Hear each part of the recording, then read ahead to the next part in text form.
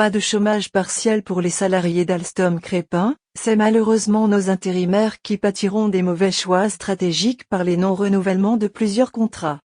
Voilà ce qu'il faut retenir de cette réunion du CSE où la délocalisation catastrophique en Pologne d'un sous-traitant de Sirail a des conséquences dramatiques sur la livraison de prêts câblés. Et le blocage d'un train qui ne peut subir la batterie d'essai nécessaire dû au manquement de connecteurs. Le choix de la direction de faire fabriquer nos châssis EFAS du NAT en Inde a pour résultat, des châssis EFAS repris à Crépin et facturés à Crépin.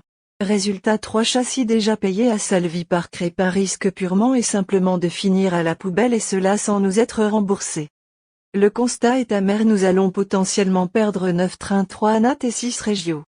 La question du rattrapage de ces trains est vite tranchée pour notre direction par la perte de votre droit d'usage et de votre semaine de congé de la dernière semaine des vacances de Pâques. Ce n'est pas juste une lettre envoyée expliquant comment poser leur congé si besoin, comme aimerait résumer un autre syndicat dans une communication bâclée sur leur page Facebook. Il s'agit bien de la dénonciation d'un droit d'usage et donc d'un acquis des salariés. Sans aucune réaction de leur part.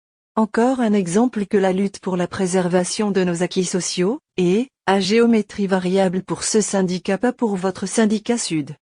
Votre syndicat Sud persiste à vous demander d'exercer votre droit d'usage sur cette semaine, qui se voit remise en cause purement et simplement, pour vous faire rattraper les retards de livraison au détriment de votre vie de famille, et de votre santé puisque cette semaine vous permettait d'avoir une coupure d'une semaine de repos bien méritée. Résultat, en 2022 vous serez sans fermeture imposée pendant presque 7 mois consécutifs.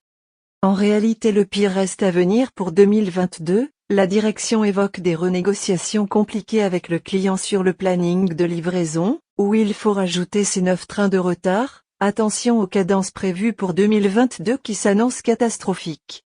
Voire encore sur des projets de samedi et d'heures supplémentaires imposées. On prend les mêmes et on recommence, pour Bombardier, on était une vache à lait, pour Alstom également.